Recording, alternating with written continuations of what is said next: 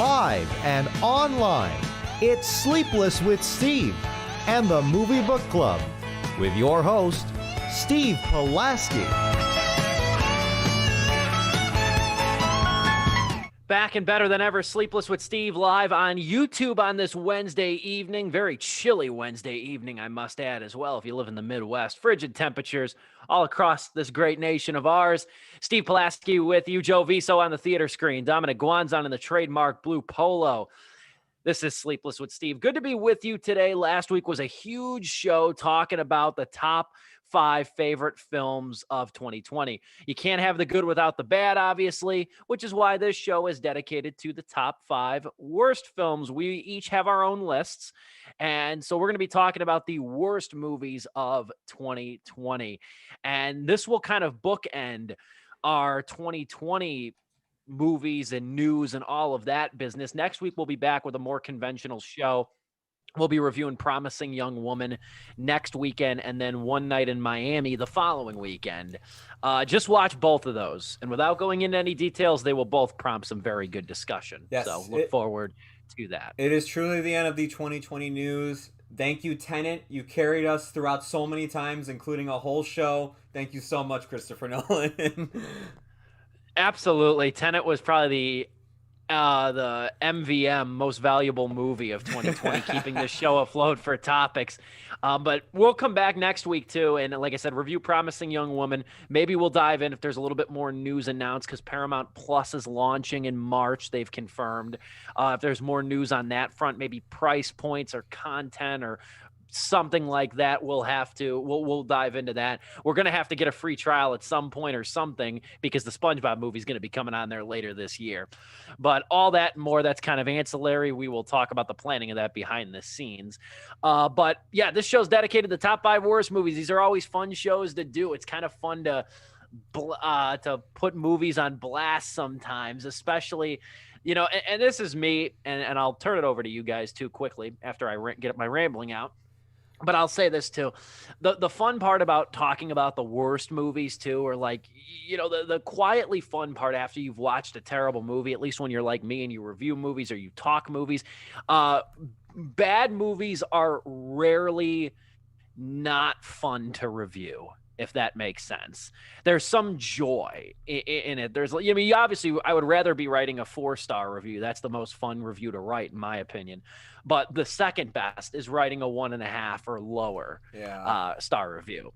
100%. But with that, before we dive into our list, we've made presentations kind of nicely to tie it in together. Joe's going to be working the board on that. Big props to him. How are you gentlemen doing? Joe, I'll start with you. I'm doing good. I will say, in preparation for this list, just like last time, I went to go find what people were considering some of the worst movies of last year, because even though last year, when it came to good movies, I saw plenty of them, but it was like, I want to find some better ones to put on my list. And, I found the one with Mads Mikkelsen, the foreign film, Another Round, and that was truly a blessing that I found that and was able to watch it. But when it came to the bad movies, it was like, damn, there was like only really 4 or 5 movies like I can like name off the top of my head, and yeah, they're bad, but I'm like, I feel like there's worse out there. So I had to go and find my way around the rest of 2020, because like there were some I had on like my bottom 5 or top 5, whatever the hell you want to call this list, and I was like, that's bad, but like that's not even, it's not even like close to like what I would consider some of the worst of the worst, because I didn't get to see that many bad movies since I didn't go to theaters as often. So it was just like most of the time the stuff I saw was either average to good to great, while very little this year, or last year I should say, was bad. But I had a fun time, and I had a fun time watching some of these bad movies as well. Yeah, 100%. I'll just add that too. Like, of my list, of my top 10 or my bottom 10, whatever you want to call it, only 5 movies I gave 1.5 stars or less to. Yeah. So I had to pull some aggressively mediocre 2-star reviews for my worst list, because I wasn't going to the movies as much either. That's what happened with, when we get to my honorable mentions, most of them are just 2-star movies, but I just really went like, it's not really a bad movie, like it's just a 2-star movie that I just found it to be the lowest of 2 stars. Dominic, how's your week going, and what do you have to say before we start? It's going fine.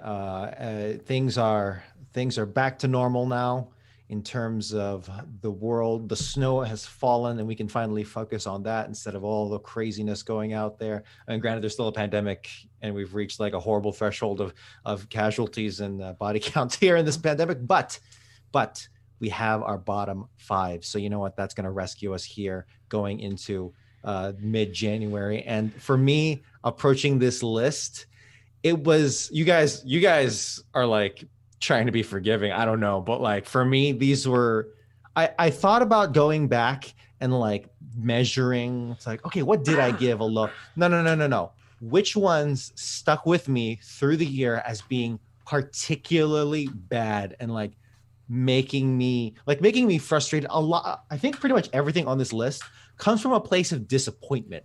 It's not so much, I don't think I saw anything that was like, I saw it and well, actually, no, there's probably one thing, but like, there's nothing here that I saw and I was like, whoa, that came out of nowhere. And that's really just, this is really boring and garbage. No, I think most of these, I am looking at it from like, this is really frustrating because you're better than this.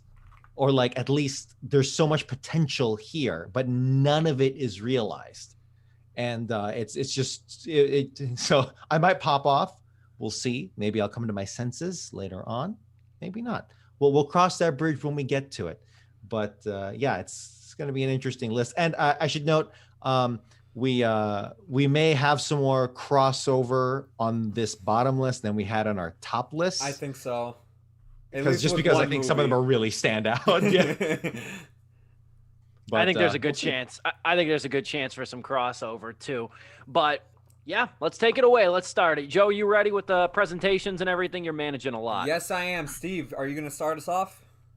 I'll start us off with my number 5 worst film of 2020. And that movie is The Erwin Brothers, I Still Believe. Now, you might remember the Erwin Brothers. I remember talking about the movie I Can Only Imagine on Sleepless with Steve back in 2018, a movie that I liked. And they were responsible for that. That was a sleeper hit of a movie. And that detailed the life of Bart Millard, the lead singer of the contemporary Christian band Mercy Me. It's honestly one of the best modern Christian movies I've yet to see. I Can Only Imagine. But the Erwin brothers had their back to earth moment with I Still Believe. This is a terrible, terrible saccharine drama. Fun fact, too, the last movie I saw in theaters, unfortunately, back in March of 2020.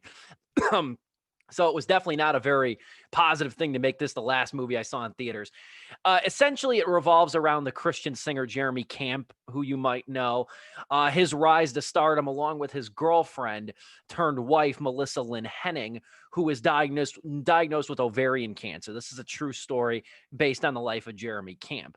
Now, there's obvious, quibbles, when it comes to attacking a movie like this. I'm obviously not attacking Jeremy Camp's story, nor his wife's cancer battle and eventual death. So it's not a critique on the story. It's a critique on the movie, because at the end of the day, this movie makes dying of ovarian cancer look like a stroll down a river walk. And it is so maudlin. And the problem I had with this movie at the end of the day is I'm so sick and tired of these films that beautify people dying.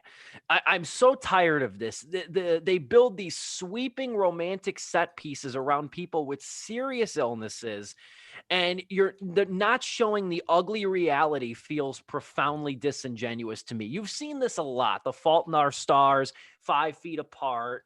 You've seen this a lot recently. It's kind of like the Nicholas Sparks effect of like somebody's dying and all of a sudden it creates an urgency for romance, which is fine at the end of the day.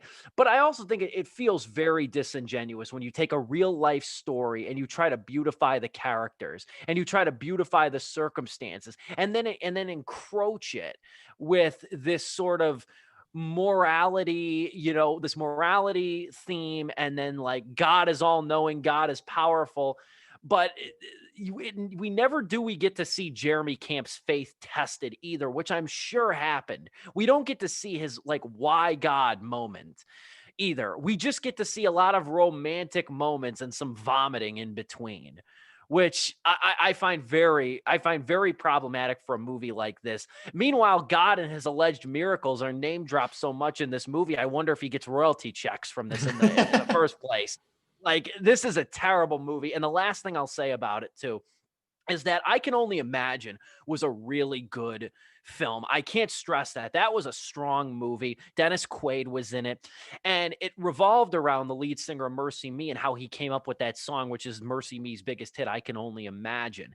And it details, I don't want to get too much into it, but it details the context in which that song was written, because he grew up with an abusive father, who is we see in the movie. And it also talks about too his struggle to remain a Christian when things are either going wrong or life seems to be against him. You get none of that here. And then you get a lot of musical interludes in this movie, I still believe. And none of the songs are particularly memorable either. None of the musical moments are very powerful. Just an all-around lame, hack-eyed movie that starts off the decade poorly for Christian cinema, which I'm always keeping tabs on, as these gentlemen can tell you. So I still believe number 5 on my worst films of the year list. Man. Look, if it's the only good Christian film I've seen is Bedazzled starring Brendan Fraser. That's the only good one that I think I've ever seen. So I don't know. You're smashing my dreams here, man. I was gonna say, man, like KJ Apa, I feel bad for that kid, because it's like the 2 movies he starred in, I've seen on a lot of worst of lists. It was this, and then Songbird, the COVID 23 movie, whatever the hell it was. And it's just like, man, whoever your agent is, like, you better like talk with that guy, because he put you on 2 of the worst movies, and you're still stuck on Riverdale. So I feel sorry for you, man. Triple whammy. Indeed. That's my pick for number 5 worst film. I'll throw it over to Joe, and he can give his number 5. All right, my number 5. Here is my bottom 5 list, with a very amazing Photoshop illustration that I made really quick of all these movies that I saw this year. But I will give you a hint, only one of these movies is actually in my bottom 5. But we're starting off with number 5 here. Let's go on and start. All right, number 5 is Unhinged with Russell Crowe, directed by Derek Bort. It's available on Vudu if you insist to waste your money. I have to say, man, I actually went into this thinking like, well, maybe this will actually be one of the better movies I see this year. And I'm sad to say that it wasn't. It actually angered the hell out of me. In fact, let me go back to this poster real quick. The caption for the poster is, "He can happen to anyone." And it has an interesting idea where this is a movie where, you know, everybody has road rage in some capacity. So what happens when you deal with the person who's just on the edge of just losing it, and you manage to just piss them off? Like a husband who got divorced and his wife cheated on him and everything, and he literally, the morning of you pissing him off, he decided to go and kill his ex-wife and her new husband. What happens if you piss that guy off? Well, then you get Russell Crowe here. Now, that's a great setup for a movie. It is something that can happen to anyone, especially with like traffic and everything like this movie focuses on, and the way the climate around us is going, gun violence, just violence in general. Interesting idea. Execution is really bad here. The believability of this situation is quickly thrown out the window when Russell Crowe starts murdering people in broad daylight in front of many, many other civilians. There is literally a scene at a diner where he literally breaks a mug on a guy's face and stabs him with the mug in front of everybody. It's caught on video. It's on the news. He kills a police officer shortly after that. This movie should not take longer than the hour we have left from here on out.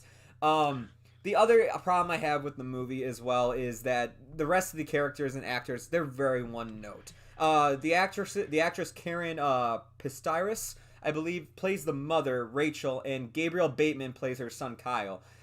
Kyle's actually a likable kid in the movie. He's the person with the most sense, while she isn't. She's going through a divorce herself, and Russell Crowe kind of takes out his divorce anger on her when he finds that out by stealing her phone out of nowhere. I almost used R1F4, but I want to save that for somebody who actually wants to use it. You better. It's number 5. And to me, it's just like a lot of stuff happens conveniently to where when we get to the climax of this movie, where somehow these two people in the city of New Orleans manage to cross each other on a highway out of nowhere. out of everybody you can run into throughout the day, you manage to run into each other on a highway randomly when you demon intend it, and Russell Crowe demon intended as well. Now, like, that would probably sound like a cool way to set up a climax, but it just it gets over ridiculous, and to me, it ruins the whole setup that this movie had from the start, which was trying to have this realistic, or, you know, not even just realistic, but just feeling that this could happen to anybody. But yes, Unhinged is my number 5 for War Stuff 2020. I had no idea that this was a film, but from how you're describing it, Joe, have you seen the movie Changing Lanes starring Ben Affleck and Sam Jackson? I have not, actually. It sounds like the same premise, where it's two guys are on the road and then just a simple lane change that goes wrong, fender bender, whatever. Yeah. And then it just escalates from there, except it's way more grounded. And like, I don't think anyone starts stabbing people or anything, but it's like each of them have like emotional baggage and like shit going on in their lives, and then they start using that against each other. I need to watch again. Actually, you're making me want to watch that movie instead. I would say I actually suggest it, and I haven't watched it in like 15 years, I think. I would say it's a pretty good movie. It's a pretty good movie. I've seen it. I would go watch that from the sound of it. I mean, if you guys both suggest that it's good, or even one of Steve's pick for the Halloween special we did, Joyride, man, with Paul Walker. That's what I was gonna add. I was gonna say, man, like, that is a way better movie than Unhinged. And like, honestly, the entire time I was watching it, I'm like, wow, like, I remember seeing Joyride with, like, around when it came out. My uncles rented it from Blockbuster. And it still, like, to me, had an effect of, like, wow, that is a scary feeling and it's intimidating. Unhinged didn't give me that at all. It was ridiculous. I think the floor is yours, D. All right. My number 5, kicking off the bottom. You see Joe's face all lit up from the red that I have on giant here. red screen. Yeah, pretty much. That's he's getting mad. No, that was my formatting choice. Wonder Woman 1984. Now, we had just talked about this, so I won't go on about this. But again, like I mentioned at the beginning of the show, a lot of this comes from disappointment, and this is just a mess. The underlying thing that kept haunting me throughout watching this film is that this is a movie made after Endgame, the Marvel's Endgame. This is a movie made after the Justice League movie with starring Zack Snyder, made by Zack Snyder. So, learning from the lack of learning from Marvel, and then a little bit of a rebound from Joker, Birds of Prey, and even Doom Patrol on TV. Right? Some good stuff happened in there. DC's getting its mojo back, and then this happens. And it's like, this is such an amateur movie. I made the quip back during the review that it's like, yeah, sure, Wonder Woman 1984. It's like you're trying to make a superhero movie from 1984, and they were not good movies. They were very, very not good movies. And this is, it's like, people are trying to argue that, or people, online comments or whatever, trying to argue that, oh, it's trying to be campy, it's trying to be self-aware. No, it's not. No, it's absolutely not. And if it was, it failed completely, because you really are just playing this straight. There's so many intersecting storylines, and it's just a giant mess. And it's just so sad that that Wonder Woman, an icon for women and feminists all across the world, and rightfully so, because she's one awesome character when handled correctly. But it's sad that I'm having way more fun watching Pedro Pascal than watching Wonder Woman, which is the star of the freaking show. And it's just sad. It's just sad, disappointing. And granted, it's coming from Warner Brothers, who making Millionaire, so it's whatever. It's not like an indie film that tried really hard and failed. But it's funny because it's like The Batman starring Robert Pattinson, right? That's the upcoming one. That's coming out, and that looks really good. That looks like they actually know what they're doing. So it's like, what happened here specifically? Like, I would love to know the behind the scenes here. Like, did they? It's like Patty Jenkins made the first Wonder Woman, and then instead of amplifying the good things that came out of that, amplified the bad things about Wonder Woman, the first movie, and then just turned it into this. And it's just so, why 1984? Like, that just seems like a cash grab to me too, because it's like, oh yeah, 80s aesthetic, but it's like you just totally skipped like 50 years of something going on in between.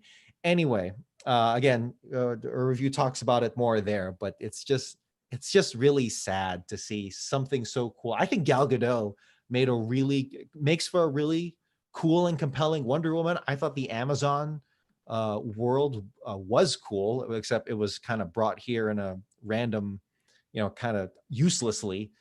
So it's just a mishandling of things. And I thought we were past this already. I really did, but apparently not. So more disappointment than anger, but I'll build up to that.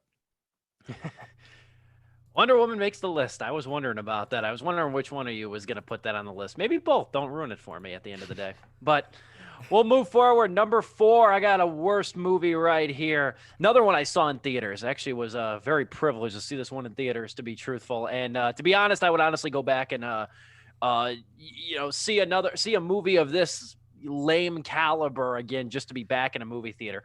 Nonetheless, my number 4 worst film of 2020 is Like a Boss, the Miguel Arteta movie with Rose Byrne and Tiffany Haddish and Selma Hayek. When a film opens up with a character talking about getting quote unquote presidential dick from Barack Obama, you know damn well you're in for a rough ride. And that's exactly what Like a Boss is. This is a limp comedy with a shell of a story and no clear idea how to handle it. It revolves around Haddish and Byron as these two women that are selling a cosmetic brand at a cosmetic shop, their own makeup designed to bring out the inner beauty in women. And eventually they strike a deal with a big corporate tycoon played by Selma Hayek to, get their brand off the ground and get it acquired, which then predictably leads to Selma Hayek pitting the two friends against one another, swallowing their company and taking full managerial control. You know where it's going. This is another entry, Like a Boss, in the line of female-centric comedies that appallingly lack ambition. I've already noticed a trend. The last 2 movies I've picked, you can apply a trend to that you've seen in other movies. This fits right in with, Isn't It Romantic? Or Second Act with Jennifer Lopez. There are elements in Like a Boss for a topical movie. 2 women selling makeup to bring out the inner beauty, the cat-like dynamic Selma Hayek uses to pit the two against each other, and even the resentment that their friends have for them for not following the path of motherhood. They're all brought up. None of them are explored whatsoever. The other thing I noticed, and I hate when I can notice this about movies, this movie is only, without credits, about 79 to 80 minutes long. And it's very short. And it feels like this movie got eviscerated in post-production. Sequences happen and then they're never referred to again. Even that predictable climax where they fight and they go their separate ways, it is literally resolved in about 2 to 3 minutes. Sequentially, this movie evidently got eviscerated in post-production. Now, it is true that no bad movie is ever too short, but at the same time, if this movie were maybe 100 minutes long, an hour and 40, as opposed to barely an hour and 20, it might have ironed out some of the pacing issues and other issues, and it would have at least been adequate. But as it stands, this is dreadful, and I'll leave it with this. Miguel Arteta directed the very thoughtful and topical drama Beatrice at Dinner. We might have discussed that, or I might have reviewed that on the show. I'm back on the radio show on 89.1 FM. That also starred Selma Hayek, Beatrice at Dinner. Like a Boss is what happens when nobody goes and sees Beatrice at Dinner. This is what happens, this kind of crap. Terribly lame, lackluster movie, and Tiffany Haddish, for all intents and purposes, has squandered much of the goodwill I had for her after I was banging the table for her to get an Oscar nomination for her role in Girls Trip. Like a Boss, my number 4 worst film of 2020. Man, female representation as being judged by 3 dudes, but they're not. It's what? Can I just say that we don't want these movies to be bad? We really don't. We're not rooting for any of these films to be bad. We want, I don't know. No. Get ready for my thoughts on Promising Young Woman next week. Oh my God. Promising Young Woman, more like a trash young male. I was going to say, Steve hit the nail on the head though when it came to I feel like studios are ditching doing rom-coms. Whenever we used to get the really crappy rom-coms almost all the time, because now they see the potential in female-led or either single female lead or like a bunch of female-led comedies because of Girls Trip and Melissa McCarthy movies. And every once in a while, you'll get a Girls Trip, you'll get a Hustlers, you'll get something good. But most of the time, yeah, you get stuff like a Boss. I was grateful enough to at least skip out on that one. Thank God. Yeah, that was not fun. I remember it was snowing when I went to the theater too. There was like 2 inches of snow, and I'm like, Jesus Christ! I'm making the drive home harder on myself because after work I had to go see Like a Boss. All right, back to me, I guess, right? Yes, it is. All right, my number 4. Dom, I'm glad you brought up Wonder Woman 1984 because I also have a comic book movie on my number 4 list. I mean, number 4 slot. But it's not Wonder Woman 1984. And before any of you incels jump on, it's not Birds of Prey either. That's actually a decent movie. No, it's a movie that probably everybody forgot. It's The New Mutants. Directed by Josh Boone. You can watch it on Vudu or other VOD platforms if you want to fall asleep. It's a good put you to sleep movie. Man, I hate to kick this movie while it's down. This movie, as we all know, it went through hell just to come out. After seeing it, it's almost like, why the... Whatever. There must have been something in a contract somewhere. And when I looked it up, there was 20th Century Fox was demanding that this film, if they were to sell off these rights to Disney and everything, this film would at least make it to theaters. And it technically did. But was it worth it? Probably not. And they chose the best time for it to come out during the pandemic because nobody would see it. Nobody would like anything until it came to VOD. I saw, and I'll say this, the only good thing about this movie is Anna Taylor-Joy. Her performance is really good as the Russian superhero. I'm going to try pronouncing this. Ilani Rasputin. Her performance is really good. It's definitely been her year with movies like Emma and A Queen's Gambit, as well as this role. She is definitely showing her range, and I can't wait to see what she does with the Furiosa movie. But that's about as good as I can say for things about New Mutants, because this is just typical Fox with their X-Men property. Every once in a while, we'll get a Deadpool. We'll get a Logan, where they do something outside the norm, something done so exceptionally well. But near the end of its lifespan, we got a lot of X-Men Apocalypses, X-Men Dark Phoenix, and this is just... A lot of people said Dark Phoenix was the nail in the coffin. It definitely was, but this was definitely the dirt thrown on top of the coffin. New Mutants features a bunch of young kids who I've seen do way better in all the TV shows that they're from. Macy Williams, Game of Thrones, Charlie Heaton, Stranger Things, so many other people that starred in this movie I've seen in better TV shows, and they are just generic and boring here. It tries to be really edgy, it tries to be scary, and honestly, I was rooting for this movie from the start of its announcement, when it was going to be a horror superhero film. Because if there's one thing 20th Century Fox did really good at, it's genre blending the superhero genre. Where they did Deadpool with comedy, rated R comedy for that fact, or Logan with like Western R, like hard R as well. So I was really hoping this would be the same case, but it turned out not. It's a very slow, dull movie, and it's sad to see it try to connect itself to the X-Men movies as well.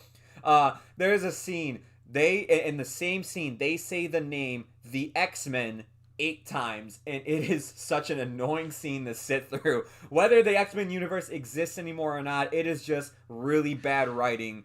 You could tell 20th Century Fox at the end of it, just like they did to Josh Trank.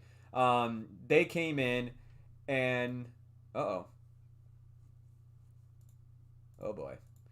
Ladies and gentlemen, the Zoom meeting has just ended. I'm going to continue until Steve can get it back up. But basically, everybody... Josh Trank, as we all remember, in the 20th Century Fox, his movie Fantastic or Fanforstic, whatever the hell you want to call it, 20th Century Fox often stepped in through that movie and did a bunch of changes to it and whatnot. This movie has the exact same thing. This movie basically, the best way to say it, this movie basically had the studio interference at the max. Please stand by. We'll be right back with Sleepless with Steve.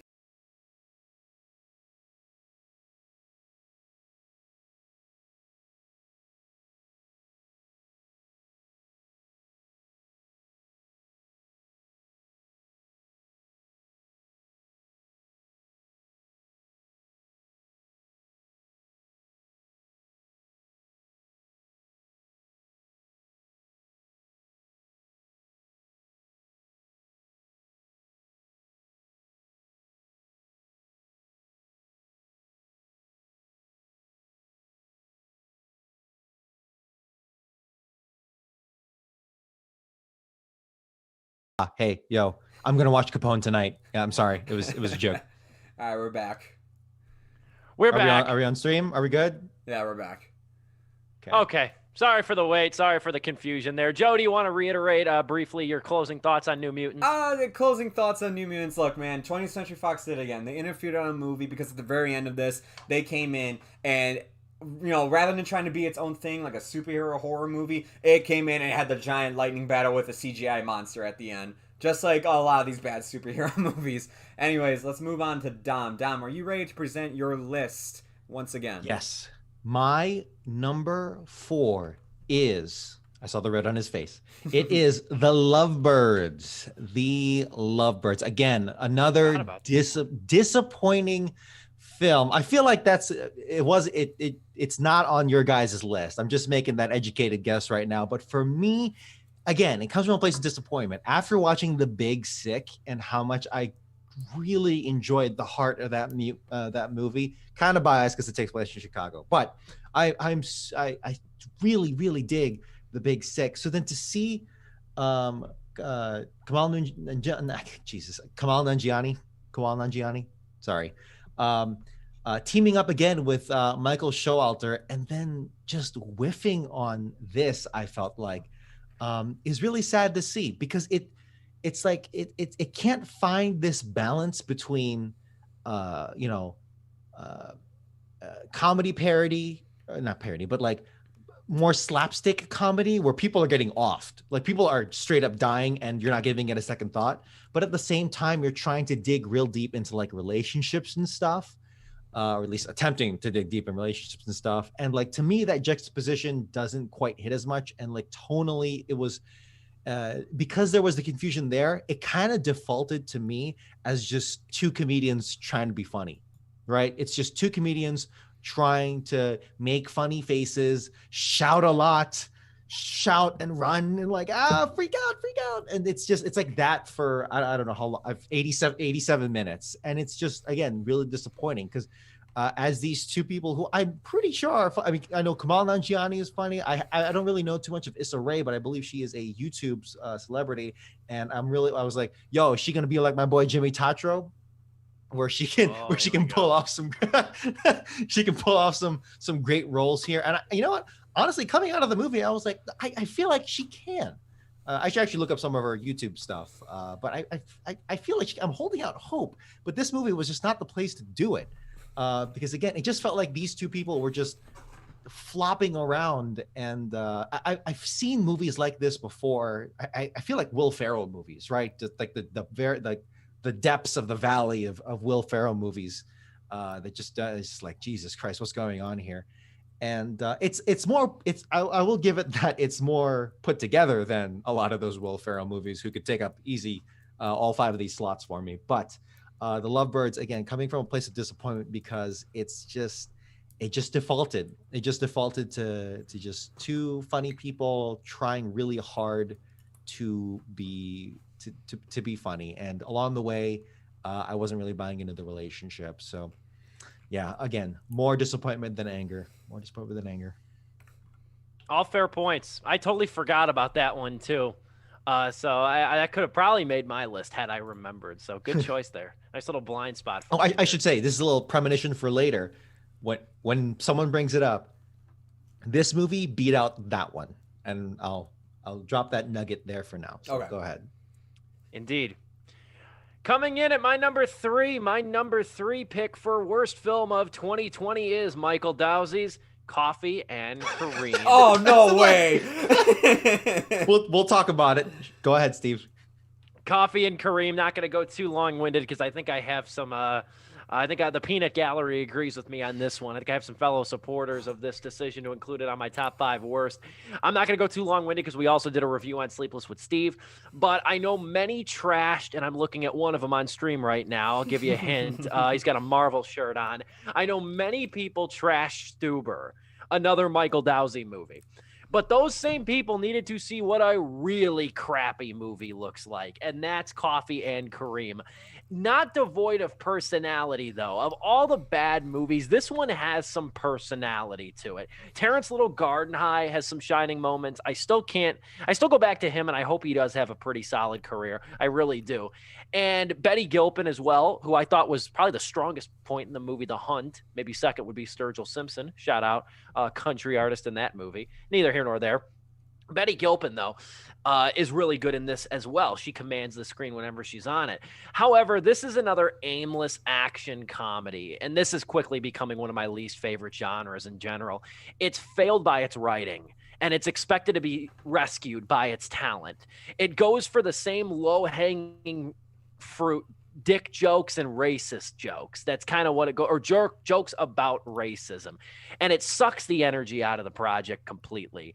Ed Helms and Gardenhigh's chemistry is that of lackluster sketch comedy. It's not meant to withstand, especially with this script, not meant to withstand over an hour and a half. It's very lame. It's loud. It's raucous. It's kinetic without ever being very funny or very freewheeling. And it's the kind of bad movie that doesn't warrant a lot of critical examination. I didn't even bother writing a formal review of this movie, and which is fitting because I think a lot of people that put it on Netflix didn't even bother to remember it a couple days even after they watched it. Coffee and Kareem is my number 3, though, for worst films of the year. Okay, here's 3 reasons why The Lovebirds is worse than Coffee and Kareem. I'll be really quick. 1, Betty Gilpin. That's just the answer. Go watch Glow. She's great in that. And better than Wonder Woman 1984. 2, I feel like the aesthetic in Coffee and Kareem, while they didn't play into it as much as I hope they did, at least was like a slapstick kind of thing, where Lovebirds was kind of seesawing back and forth where it couldn't decide and get lost. At least Coffee and Kareem, yeah, they were offing people left and right, and it was slapstick. Wasn't good particularly, but at least they committed to it, and I appreciate that. And 3, this movie probably would have made my number 3 or number 2 slot had it not been for those last like 20 minutes where the shootout happens. And I think I was just so like fed up at that point with the movie, where when that came out of nowhere, I was like, okay, I'm laughing. You actually got me to laugh, because when the dude with like the French accent is getting shot up and then he opens the jacket and he blows up, I was like, okay, you got me. You got some slapstick humor in there. You did it. You got a laugh out of me. Michael Dowsey really peaked in the early 2010s with Goon, which yeah. I know is a favorite amongst hockey fans. That's often referred to as one of the best contemporary hockey movies with Sean William Scott. I always liked. It's not a great movie. I won't really stand on a table for it in quality, but I've liked for years Take Me Home Tonight with Topher Grace. I've liked that movie since I was one of the 20 to see it in theaters. I think that movie's a lot of fun. Michael Dowsey needs to find his way back. This ain't it. This Stuber, Coffee and Kareem, this ain't it. All right, well, my number 3. Steve, I'm glad you brought up Stuber. I'm glad you brought up, like people who need to see Coffee and Kareem, to understand like how bad a movie can be, because Stuber really, in the grand scheme of things, I guess isn't that bad. I didn't like it. It was one of my worst movies of the year when it came out, but I thought to myself, there's no way this guy can do as bad as he did again. No, he can. My number 3 is Coffee and Cream as well. Directed by, Michael Dowse, like we said. I mean, this dude, I'm on Steve with this too. Take Me Home Tonight is at least fun. I don't think it's that great, but it's more fun than his latest 2 entries, which is this and Stuber. And Goon is a hell of a good time for me, at least. This movie is available on Netflix.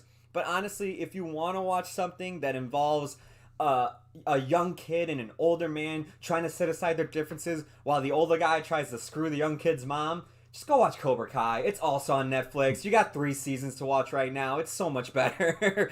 But yeah, man, Coffee and Kareem, I'm not going to go too much longer because Steve kind of just summarized everything. But, dude, look, I hate Ed Helms. I just hate the guy. I don't know what it is. Every comedy he's in, I just don't like it. The only exception to the rule is the first Hangover, and that's it. But, everything else, where they try to make this dude, the weird, lovable dumbass, I guess, it just doesn't work for me. I hated Vacation.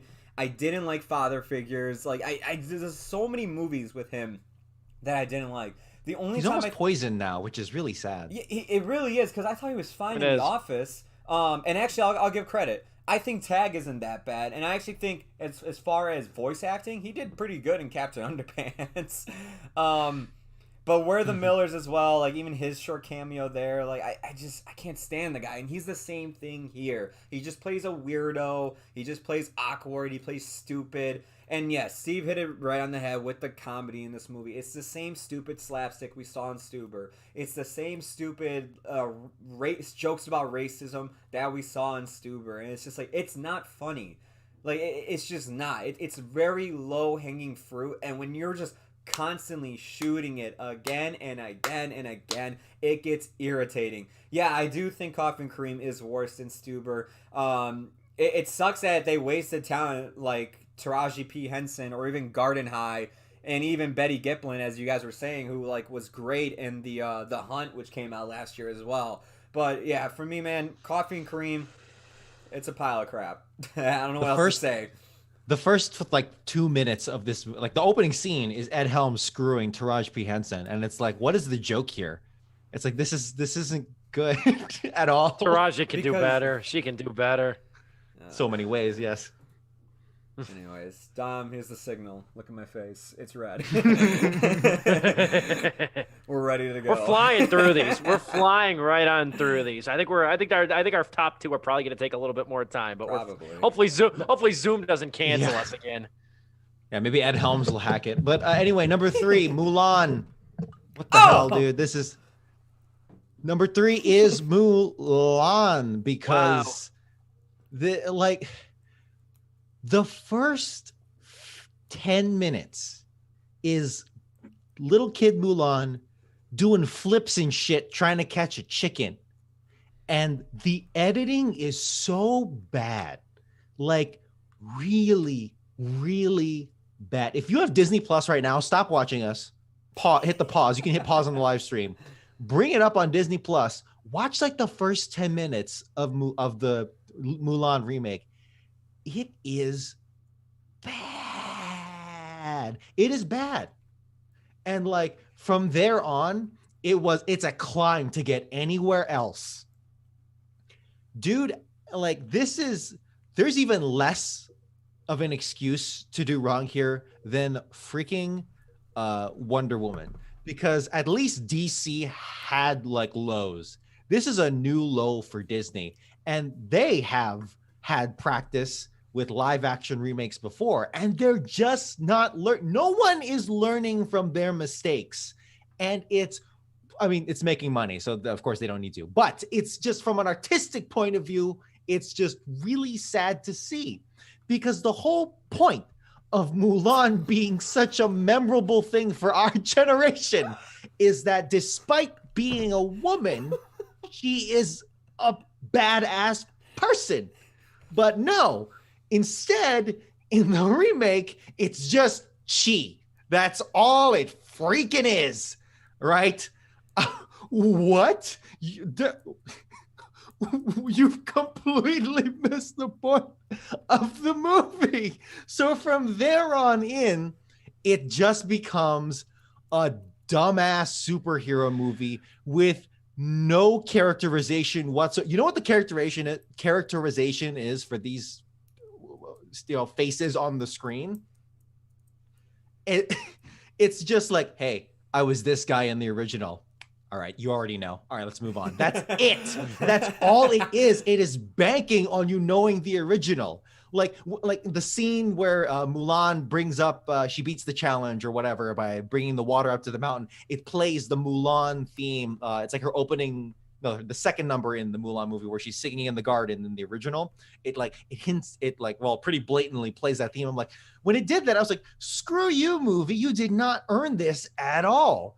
And it's like, okay, hold on. We're going to take out Mushu because so we're going to take out Mushu because, we wanted to be more faithful to the lore. Dude, Mulan is doing kickflips off of spears. Like, what is going on? Sorry, Steve, I'm going on. No, I was going to say Nick in the chat watching on YouTube. Shout out Nick, good friend of mine. He brought up a good point. He said they should have brought Eddie Murphy back for it. You know what? That would have made Mulan far more entertaining. Dude, just have Eddie Murphy show up as Eddie Murphy. I'm not even, you know how Matt Damon showed up at a Great Wall as just like, hey, I'm just this random white guy that wandered into China. Just literally have Eddie Murphy be like coming to America, but like instead of America, he's coming to China, and he just shows up and he's like, hey, I'm Eddie Murphy. I was like, fine, sure, whatever. It might as well at this point, because it's like,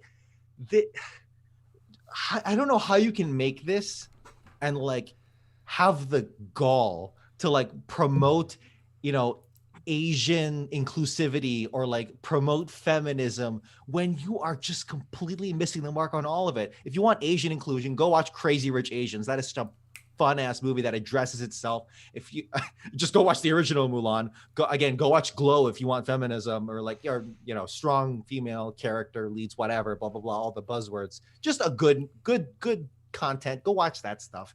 This was just frustrating. I was slack-jawed going through a lot of this movie, and I don't know if you guys are going to get to it. I don't want to take away any of your future thunder, but it's a goddamn mess. Worse so than Wonder Woman, and I am proud to put it ahead of those two at my number 3. And man, coming up, you had to really whiff to get number 2 and number 1 here, but these movies did it. So anyway, go on. God damn, Dom. It's frustrating. Mulan he's right though. I mean, my biggest offense with Mulan was, truthfully, it didn't make my list on it, to be quite honest. It didn't either for me, no matter. But even Mulan though, the biggest thing that I hated about Mulan was that they took a character who overcame challenges based on her emotional and physical intelligence more so than her brawn, and they turned her into another archetypal superhero. Yeah, that was my beef with it, cut and dry. Because not only do you squander the Chinese folklore on which that's based, you turn it into another marvelized commodity. And that's what I did not like about Mulan at the end of the day. Excellent rant. Dom's got the rant of the day right here. I have a feeling maybe they were bending pressure to China or something, but no. This is the same. This is Disney that made like the Star Wars sequels where they didn't even know what they were doing there. So whatever. I don't know, dude. Moving forward, we're down to the top 2 already. Somehow, some way, this is moving far faster than our best. I guess we do like to talk about our best more than our worst. But my number 2 worst film of 2020 is Superintelligence. And this movie came and went and didn't leave any impact. This was one of the first movies to debut on HBO Max. It was one of the first original movies to debut on HBO Max. It came out back in November, but even then, HBO hasn't had a huge slate of movies on that docket. Superintelligence, I'm just going to say it as intelligence in name only. It's directed by Ben Falcone, stars Melissa McCarthy and Bobby Cannavale.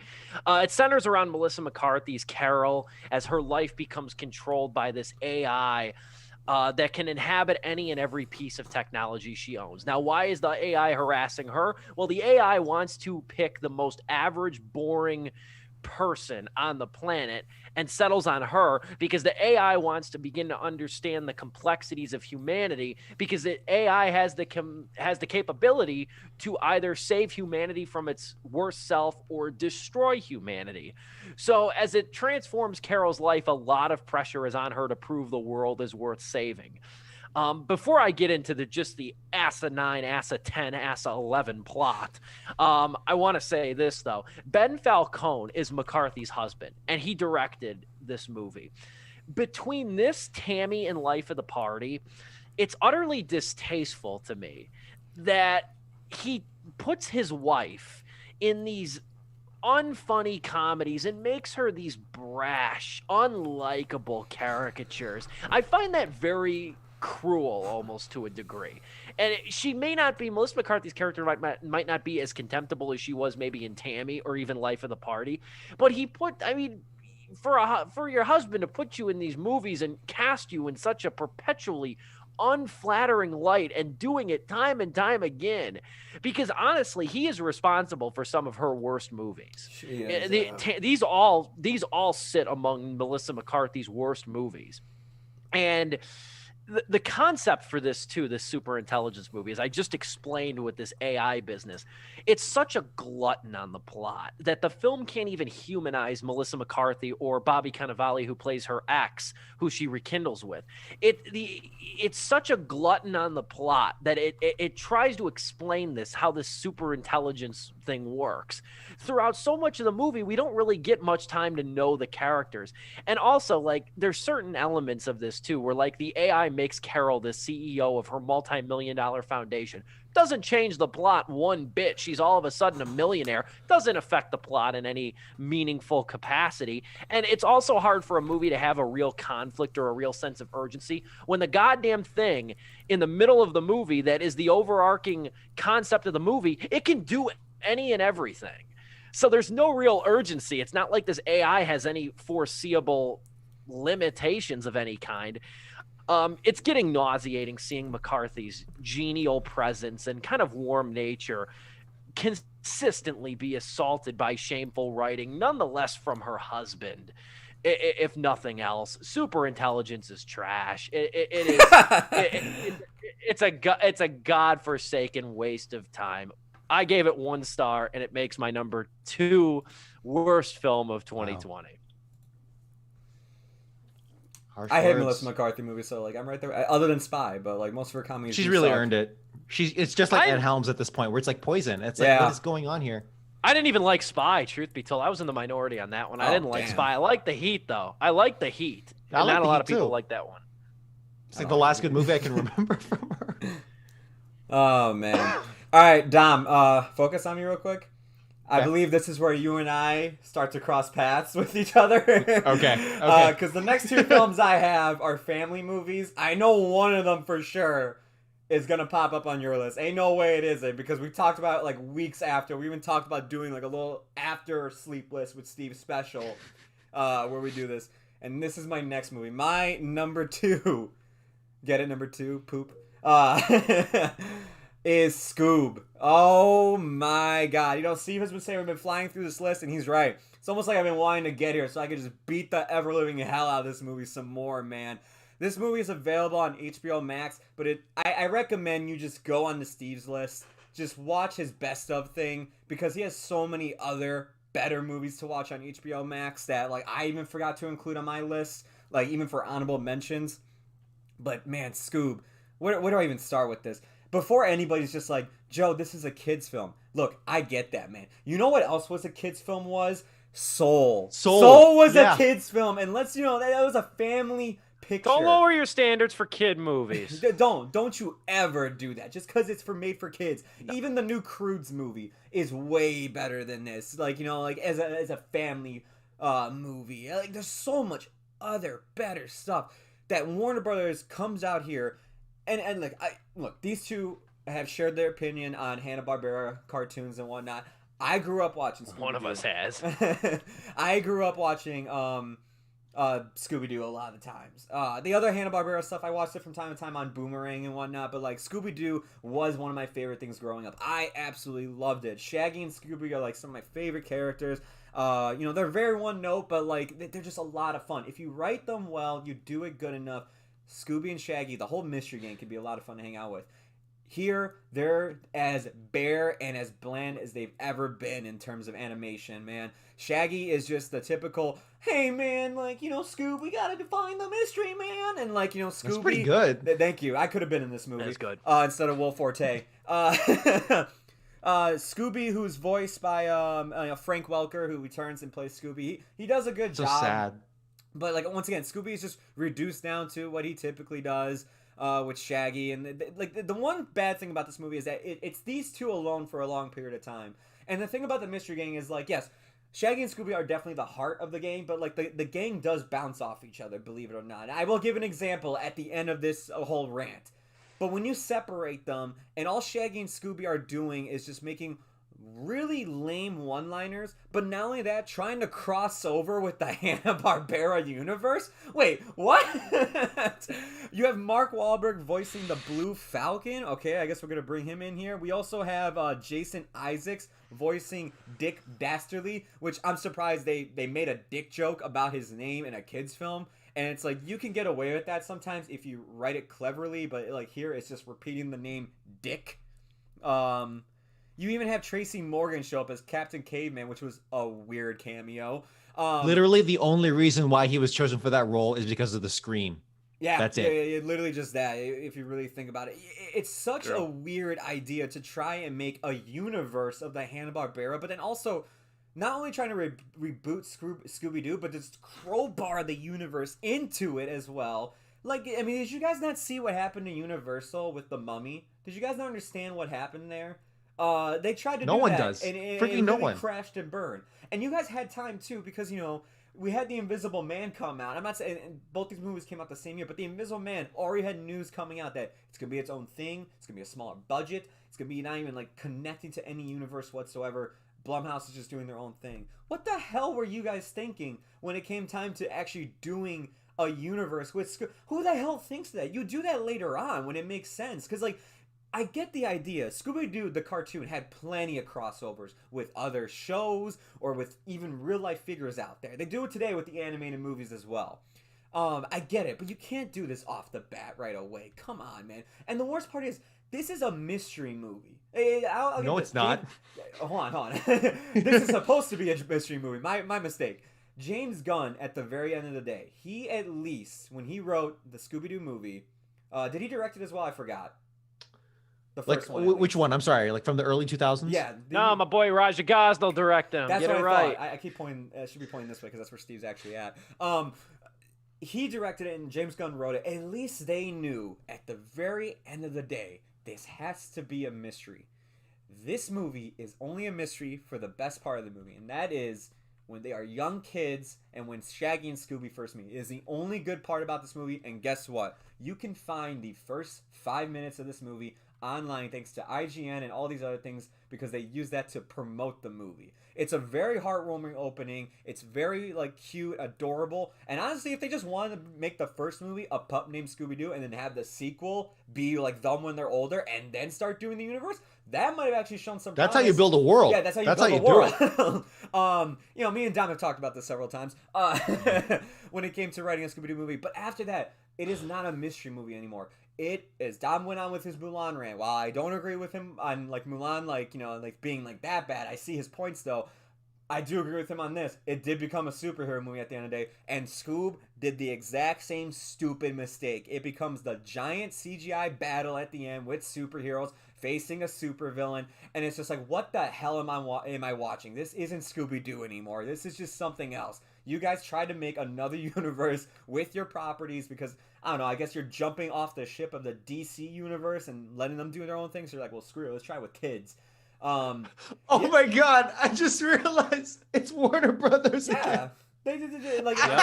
Hey man, we'll get the Joker-esque like Hanna-Barbera movie. I don't know, maybe it'll be like the Captain Caveman solo movie. Oh my God, they're so bad at this. But okay, the last point I'll make because I don't want to take up too much time. Ignore the weird Photoshop in the bottom left-hand corner, but this is the best image I can find. I talked about how if you have the gang together, they can bounce off each other really well, and you can find this show still on Netflix. Scooby-Doo Mystery Incorporated is the best that Scooby-Doo has ever been. It's actual mystery. There's actually really good writing, and there's actually character development in this. The gang actually has like actual character to them. They're not just cutouts. Velma and Daphne are not just there to be women. Like they actually do have relationships with Fred or Shaggy. Shaggy and Scooby actually have like changes throughout their relationship as like an owner to their dog. It's actually like it's amazing for a kids show like that is on Cartoon Network. They did a phenomenal job for just 2 seasons. And there's also a really cool just from time to time you get a cool cameo from Lewis Black. I won't spoil. What is that thing in the bottom left? I'm so sorry. It's one of the monsters they fight, but it just seems so out of place. Yeah. Whatever. But Lewis Black makes a cool cameo throughout a lot of episodes. I won't spoil what his character is, but I beg of you, if you're like, I gotta check out how bad Scoob is based on Joe's rant, and I'm sure soon to be Dom's. Don't just go watch Scooby-Doo Mystery Incorporated. It's way better and much better use of your time. That Yeah, whole dude. rant might be its own segment on a Sleepless highlight right there. That was good. That was good. And I like your justification for Mystery Incorporated when you're like Daphne and Velma. They're not just there to be women. They actually have character. Yeah, because it literally felt like that with like That's the funny. cartoons and everything. It's like, come on. All right, Dom, you're up to Batman, and let's see if you guys have something else to add. I'll say later. Number 2. Oh boy. Artemis Fowl. What the fuck is this movie? Like, Jesus Christ, dude. Do it. I'm sorry. I'm sorry, Steve. What is it? Did they just vomit like things onto like the digital file? And it's like, this is the movie. I actually feel bad for this kid. Artemis Fowl, Ferdy Shaw. I probably shouldn't even say his name because like he doesn't want to be associated with it, dude. I'm so sorry, dude. You got handed a shit fucking deal. I don't know what else you've been in, dude, but like you gotta really work your way back up from this. And it's like not your fault. It's not your fault. You did your best.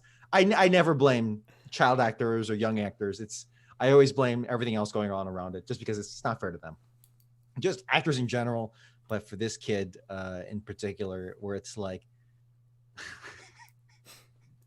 I love what you did with the posters, by the way. That's my whole argument. Because it's like, what they couldn't decide what to emulate. You even included this one, Nim's Island or whatever.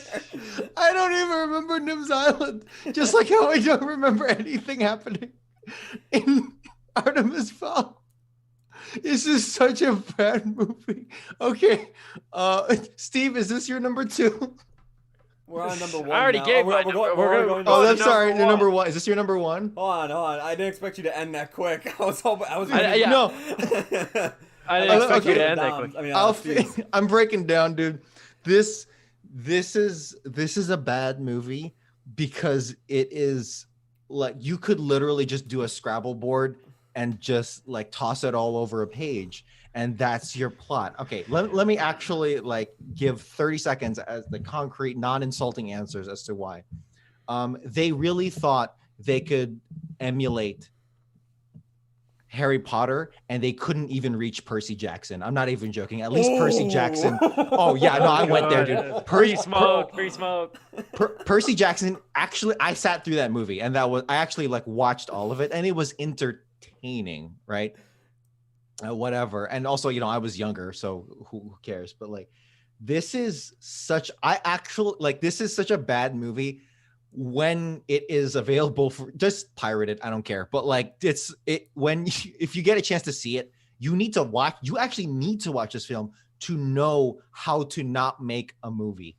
And it is sorry again, stealing Future Thunder here, but like it is just take my word for it. It is that bad. And if you're wondering, like, can you give me some more concrete evidence as to here? No, I can't, because they didn't give me anything concrete. They didn't give anyone concrete. This is the dumbest shit I've seen all year. Even more so than my number 1, but number 1 hits on a more personal level. Artemis Fowl, I had no connection to it whatsoever. So it came and went, except for the fact that it is just bad, objectively bad filmmaking. I have to stop there. I'll just keep going. Steve, I'm sorry. Keep going. Oh boy. I knew this was going to make an appearance on all or most of our lists, and well warranted. My number 1 worst film of 2020 is easily Artemis Fowl right here. This is what happens. This is what happens when you throw $125 million at a project and have not a fucking clue what to do. Use another one. Can we all use one for this? This is what happens when you don't have a frigging idea what to do with a concept or a movie. You bought the rights in 2001. You had ample time to figure out a direction to take this. And what we got was a lobotomized, failed franchise starter, an origin story for a character we will surely never see again on screen. That's what we got. 20 minutes into Artemis Fowl, and it's no wonder why Disney opted to release it ignominiously for free on Disney Plus while salvaging other properties like Black Widow and Jungle Cruise for a theatrical release. Or at least even like making us pay $30 for Mulan. Like I can understand that at the very least. Yes. This is a film that's at least 15 years too late. That's its first problem. It's not even relevant at the point. And anybody who's been a fan of Owen Colfer's book series from when we were growing up has surely put Artemis Fowl in a box in the attic collecting dust up there along with some old Transformers. There's not really, I think, an audience for this movie any longer. Everybody who is reading Artemis Fowl is grown up with full-time jobs, maybe even has kids, or maybe hosts a movie podcast on Wednesday night. Who knows? But lost in this movie is coherence. The goddamn villain played by Hong Chow doesn't even make a physical appearance in the movie. And there's scenes from the trailer that aren't even in the final product. The narrative is an ungainly mess. Most of the film is confined to a large mansion where characters try yet fail to explain what the hell is going on.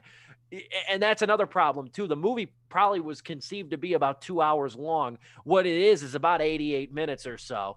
And it doesn't scratch the surface as to figure out what the hell is going on with this.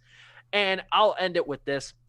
Hollywood has only itself to blame for another unsuccessful attempt at starting a franchise. This, Vampire Academy, The Host, the Divergent series flamed out really quick. All were conceived as prequels that lay the groundwork for the series, which makes for a really uninteresting first installment. Fans never get to see what they want to see out of these characters because instead of plotting one good movie, studios plot 3 to 5 before they're even greenlit. Then we get a wonky prequel like Artemis Fowl or like Vampire Academy. And we have to wait for the sequel to see what we really wanted to see. But by then, the movie takes it in the ass financially, and you don't get that sequel. And that is another problem with Artemis Fowl. Again, it's an origin story for a character we will surely never see again on screen. And what a dreadful misconception. I went into this movie, and I said this during the review when we covered it on Sleepless. I went into this movie expecting, sometimes I do this with bad movies or movies I hear are awful. I went in kind of wanting to be the lone defender and pound my fist and be like, you know what, Artemis Fowl is a 3-star movie, and I will mansplain why. I wanted to be that guy, and man, did it fail. It tops number 1 on my worst films of 2020. This might even be, we got 9 long years to get through. This might even be on the top 10 of my worst of the decade. It's that bad. This is an abysmal effort, to say the least. I mean, the fact that you bought the rights in 2001 and this is what you got. I feel my heart breaks. I never read a page of Owen Colfer's novels. I'm sure they're good. I'm sure they're gripping in their own right. My heart breaks for the fans of that series. You waited so long for studios to get their act together to try to make a movie like this, to make a movie adapting your favorite enigmatic character. You waited this long. Disney got the rights. You thought you had a winner, and they fucking blew it. I was like, Ian Colfer's rolling in his grave, I bet. No, he's still alive. He's like 55 years old, and he's just hanging out. No, and he signed off on this. I wonder how much they paid him to do it. He signed off on this and went out in front of the movie and said it was worth seeing. Man, he must have got a nice check. The movie rights were sold before the first book was even published. They were sold to Disney before that first book even came out, man. And that's inexcusable. When you have a situation like that, that is flat out inexcusable. To sit on the rights for that long and to snatch them up this quickly, and this crap is what you come up with, that's inexcusable. Zoom's going to kick us off again for a brief second in about a minute or so. Just an FYI. Oh, no, I see the countdown. Do we want to restart now? We can really quick, Joe. If you want to put up the standby screen real quick, we will be back in an instant after a intermission. Yeah, here's our intermission on Sleepless with Steve.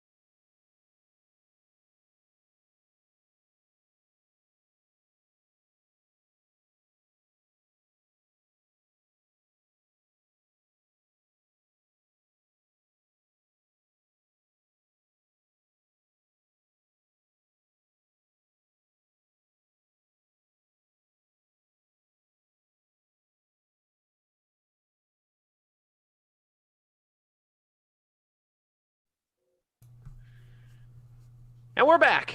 Back and better than ever. Back and better than ever 3 times in a row. Goddamn Zoom, I tell you, man. We gave you such praise last week. What the hell, man? I know. We'll figure this out. We'll try to get it rectified by next week so we don't have to keep logging off for a brief moment to try to battle this 40-minute time limit. Anyway, we'll edit this together. It's fine. Let me talk about Scoob Zoom. Like I said, hope you enjoyed my Artemis Fowl rant, because God, man, there's one thing when you watch a bad movie, there's another when you watch a movie that just pisses you off, brings your piss to a boil, and that's what Artemis Fowl did. All right, look, I guess I'm gonna be the exception to the rule here because Dom had it as number 2, you had it at your number 1. Artemis Fowl actually did not make my top or bottom 5 list. I'm shocked. My number one, you were mad offended. My number 1 is Unpregnant. Look, man, I went back and I watched this movie, and I hated the. No, I'm kidding. It's Artemis Fowl. Artemis Fowl made my number 1. You got me, you son of a bitch. You got me. You got me. Oh man. Claps. All right. Claps for Joe here. You can see this on Disney Plus right now, but hey, man. I'm going to tell you right now, on Disney Plus, you can also watch WandaVision, and that is way more creative with its property than this film will ever, I'm going to use my F word now, fucking be, man. This movie is awful, man. I didn't read the book, or anything like that, so I have no connection to this.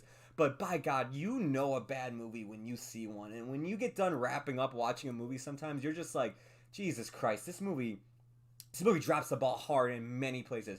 I'm glad Dom brought up this is not how you adapt something, because this definitely fucking isn't, man. This is a terrible adaptation. This should be shown to kids who want to go into filmmaking when it comes to adaptations. You should watch something good that's been adapted, like One Flew Over the Cuckoo's Nest, like all these other great adaptations, and then you should watch this, and then Disney's other attempt at young adult novels or kid novels, whatever you want to call it, with A Wrinkle in Time. Twice this damn studio adapted a book, and I read Wrinkle in Time. I actually have a connection with that one. But twice this studio came out and tried to adapt something that is a cultural phenomenon, and they dropped the ball hard twice in a row. But even harder with Artemis Fowl, man. This movie does not know what the hell it wants to be, man. It doesn't know if it wants to be a fantasy film, a heist film. Hell, I'll even throw the superhero genre in there, because that's just what all studios are just coming down to nowadays, unfortunately. But yeah, man, Freddie Shaw or Freddie Shaw or whatever the hell your name is. Ferdia. Dude, you're so lucky. Like, this came out on Disney Plus and not in theaters, man. Like, I'm sure the Artemis Fowl fan base hates your guts, but if there's one thing I can safely say to you, man, like, and you probably hate being in this movie, you regret it and everything, at least you're not Jake Lloyd, man. Like, because that kid went through so much shit. For Star Wars, Episode 1. Yeah, for Phantom Menace. Like, it is, like, your performance, like, I'm not saying it's that bad, but you're definitely in a movie of that quality and deserving of that much hate, in my opinion. You are just at least okay in the movie. But I will attribute everything to the studio, because as Steve was saying in his rant, and I won't go too long on this, at least I'll try not to. Yeah, this studio had the longest time, as I said, because that book got the rights sold to Disney before it even came out. Disney has been sitting on their ass with this movie, waiting to make it happen. And, we finally get it. Not only does it come to streaming, but it comes to streaming and it's just a dud. It is forgettable. It is stupid. It is boring. Here's your faceless villain, as Steve was saying right here on my screen right now. The movie is just, it's shocking how bad it is. I think the moment came to me, like, when it was like, we were introduced to this, like, whole fairy mystical world, and I still didn't understand what the hell was going on, and Judi Dench was talking like this throughout the whole movie, and I was like, oh man, this movie really is gonna be a piece of shit. But then it really nailed it on the head when Josh Gad opened his jaw, proceeded to eat dirt, because he's like a mole creature of some sort, and not only did he eat the dirt, but then proceeded to shit it out of his ass. And I just sat there going, I forgot that happened. What? I blocked out so much of this movie. And there's just so many times I look at the screen and I said, what the hell is happening? What is going on? Who, like, the movie is just on turbo mode, moving along, and it's like, no, you need to take time. If this is supposed to be, and studios, stop doing this, man. I always went on with this with Scoob. Stop getting a property and being like, we got the sequels lined up, we're ready to go, this is our next franchise. How about you start the franchise before you just, I don't know, end the franchise? No one's learning.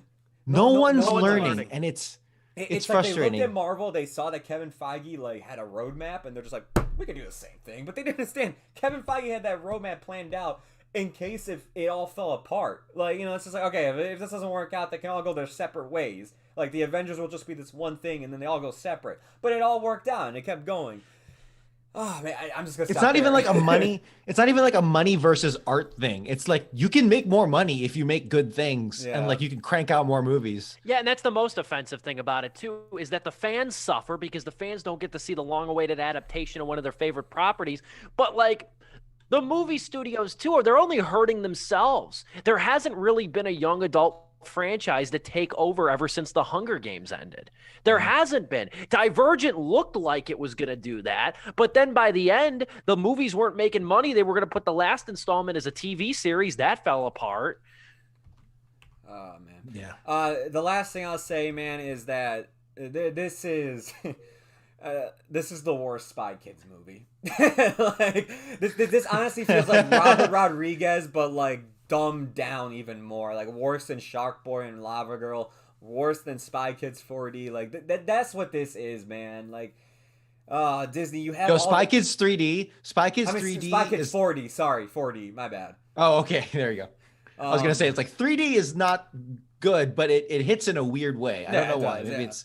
Yeah, I don't know. Disney, man, I don't know what's Jesus with you Christ. guys. You guys have all the money in the world, and for some reason, when it comes to franchises, it's like Marvel's the only thing you guys got left that at least you know how to do good. I don't know if that's because of Kevin Feige. I don't know if it's because of the talent that's in that studio. But it's like your live-action adaptations are either mediocre, missing heart, or just okay at best.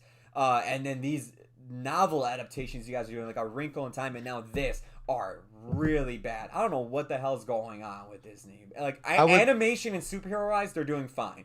Everything else, I don't know. I just want to make a quick note, and I think we're in agreement on this, is that we keep praising, like shoving heaps of praise onto Marvel. There are actually quite a few things I wish we could critique about Marvel. What we're saying, or at least what I'm saying, is that can you at least get to the point where you are doing this competently, and then we can get to like the real problems of like trying to make something excellent, as opposed to like you can't even get out of the starting line. Like this is pathetic. It's really pathetic, and it's humiliating to see. It's just bad. I know bad I'm wearing this basic shirt. functions of I know I'm wearing this shirt. You're probably thinking, well, he's just a Marvel fanboy. That's why he's bringing it up. I do like Marvel, but like their films, like I would just say this: at worst, they're just okay. They're just competently made, though. Like I've never walked down a Marvel movie and be like, wow, what a piece of shit. Like X-Men Apocalypse, that's a bad movie. That is awful. That is terrible. That's the only one I would say is an awful Marvel movie of like more contemporary times. And even then, it hasn't out because it's not fully. Yeah, it wasn't fully like Marvel. MCU, whatever the hell you want to clarify it, it's not made by Disney, whatever. But it's just like MCU wise, yeah, they're made competently. At their worst, it's at least it's at least at worst is boring and forgettable. Yeah, like Captain Marvel or whatever. I don't know. Yeah. I would love to argue that, and like I wish we could just bring the industry back up to that standard. I don't know, but yeah, my number one is Scoob. Objectively, it should be Artemis Fowl. Objectively, but like Scoob is like personal for me. I don't know why. As longtime listeners of this, none of them exist. But like as long, I'm sure longtime listeners of this show will know. I hate all Hanna-Barbera past Tom and Jerry, because Tom and Jerry is some of the greatest animation in the history of mankind. I'm not joking. That is incredible animation and beautiful comedy. Is Hanna-Barbera Tom and Jerry, or is Tom and Jerry Hanna-Barbera? Yeah. It doesn't feel like it because everything they made after that was garbage, hot garbage. All right, good but point. like it's, anything after that. But you know what? Looking forward to Scoob. Watching the first 10 minutes of Scoob, I was like, you know what? Maybe I do have a soft spot for Scooby-Doo. I don't know if it's Velma in particular, because I had the hots for Velma, who they made Latina in this movie for like 2 seconds. I don't know if you guys remember that. Yeah, she says something in Spanish for a scene. She does. Does she say jinkies? She says I don't think jinkies, she says and then no, she doesn't say jinkies. She says like jinkies in Spanish. That's what it was. She says "ay caramba." They're like in the van. They're messing with a robot, and then she says "ay caramba." No, you did not just like what is this is pathetic. This is really, again, I'm not saying it's bad that she was made Latina. What I'm saying is you really that's just a cringe moment where it's just like, ay caramba. It's like, no, you just forced that in for like woke points. It's pathetic. Anyway, Scoob, let me get to the heart of this. Simon Cowell shows up and he makes like a lame American Idol Holy joke. Shit, I forgot about that. That is what we're dealing with here. You remember that? No, you just remembered me. No. You just reminded me. Holy crap.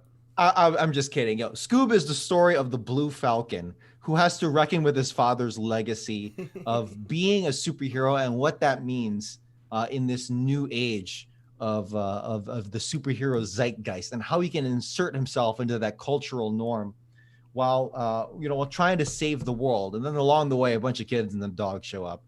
What the hell, dude? Whose movie was this? Was it Scooby-Doo's or was it Mark Wahlberg's? After the 6 Mark Wahlberg photos I've just been showing. I'm not joking. I actually thought he produced this movie and he had like 95% control of this film. Don't go too crazy. We still got dishonorable mentions. That's true. I don't know if you showed that or whatever. But I didn't know. This made a lot of money, by the way. So expect to see more of this. This is Joe really said the majority of my argument. It's just, again, really sad, really dumb. No one's learning from their mistakes. I think this is a common theme literally throughout all of our bottom fives. So it's like, this is, my God, I would have loved to have seen how this played out in the theaters. But like, I would have crushed it, probably. I should say, at the end of this movie, at the end of Scoob, at the end of this cinema, I actually stopped and I went, I think I could write a better screenplay than this. And like, most of the time we said like, I can make a better movie. I could whatever. And it's like, okay, we don't actually know what it's like to be. No. I actually genuinely believe I'm not joking here. I actually think I could write a better screenplay than what they had for Scoob. I'm not joking. It's that bad. Dom, I'm telling you, man, you ever do it, let me know. I would love to do it live on stream. I'm not even joking. But like, dude, okay, the reason why Scoob is my number one is because I actually had like some sort of emotional attachment to it, as opposed to Artemis Fowl, where that was like, okay, flash in a pan, whatever. So that's more like fair. I know objectively Artemis Fowl should be number one, but like this is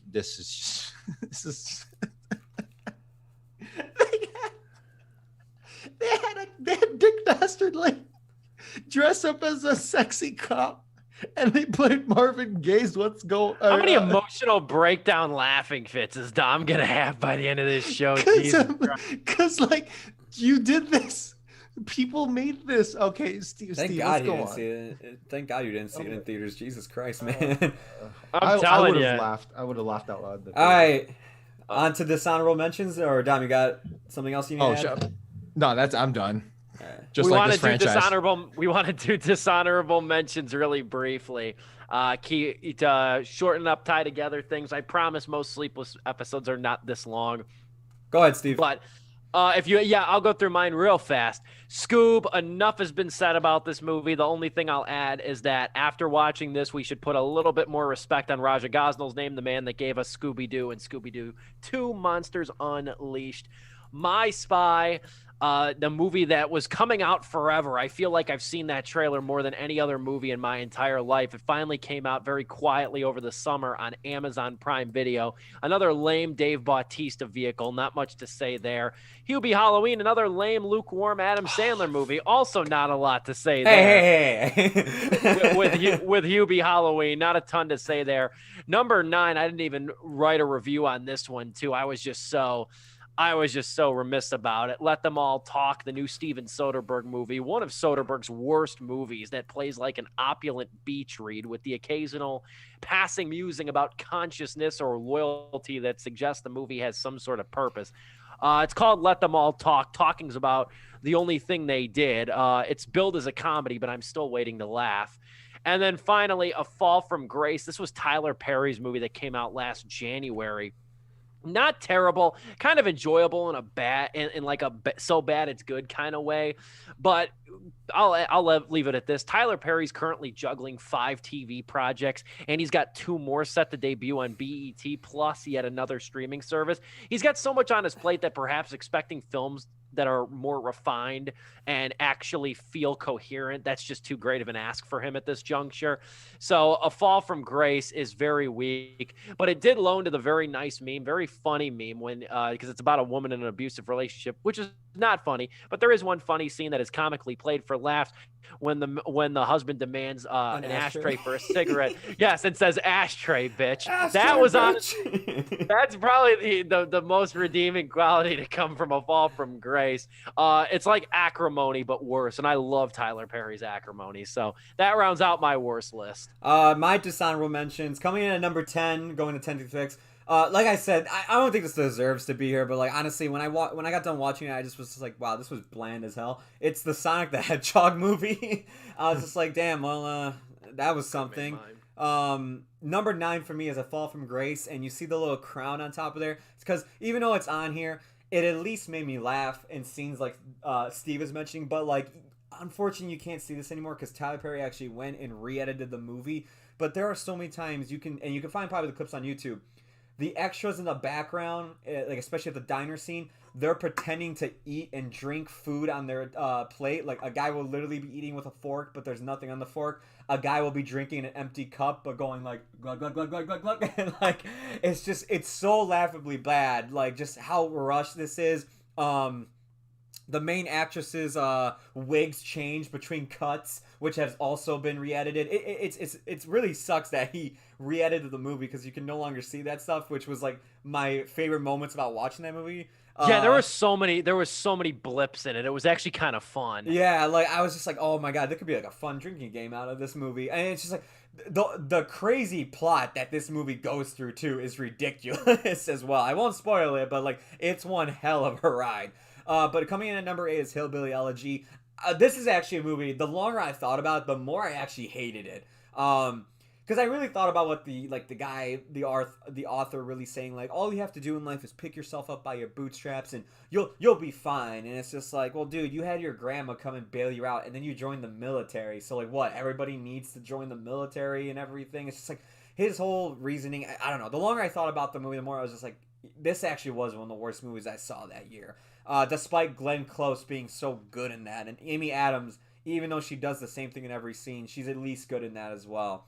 Number 7 is Fantasy Island. Blumhouse's like dull movie that they released based on the property of Fantasy Island. It sucks. There's nothing else really to say. And then Fatal Affair, which I'm surprised wasn't made by Tyler Perry because it felt like it was, but that comes in at my number 6.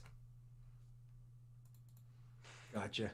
I actually forgot to number these again, so I'll do these real fast.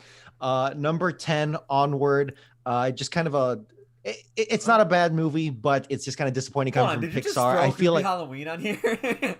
I actually literally just did that because Steve mentioned it. Number 10 is Onward because I feel like they kind of forced the gimmick of fantasy but real world, and I feel like it didn't deliver, which is whatever. So it's fine, but it still almost made me tear up. So I'll give it that. Number 9, An American Pickle. Seth Rogen actually doing pretty decent, doing double duty here. Come on. And what? And come on, that's a good film. Stop hating. Hey, nearly dishonorable, I should say. But like they just got, again, this is more disappointment than truly bad. I realize it kind of like kicks into the high gear and bad past let's say Tenet. But which is my number 7. So number 7 is Tenet, where it's like you're trying to be too smart for me, where it's like you're anticipating me doing a second watch through, and it's like you're insulting me because you can't make a good, enjoyable story the first time. I don't know. Number, I guess 7 here is Hubie Halloween. Oh, sorry, number 8 was Tenet. Number 7 is Hubie Halloween. It's Adam Sandler doing his thing. And number 6 is Coffee and Cream. But Lovebirds, I think, is worse than Coffee and Cream because Lovebirds just really didn't have anything to it, whereas Coffee and Cream at least had a shootout that made me laugh and had Betty Gilpin, who is amazing. So there you go. Y'all be hating on my boy Adam Sandler with Hubie Halloween. Uncut Gems, I'll give him that, but it's like no, yeah, absolutely. There we have it, though. There we have it. What a great show! Another fairly long show. Don't worry, all our shows do not usually go this long. Just an FYI, if you're new to the YouTube audience here.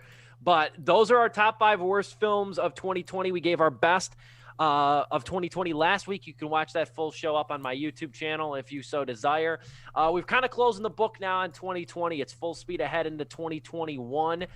Next week, we're coming with a review of Promising Young Woman, which is now available on premium video on demand. So we'll be watching that this week. And I've already watched it, so I'm very interested to talk to you guys about that movie next week, along with some other news, which is what we dive into right here on Sleepless with Steve.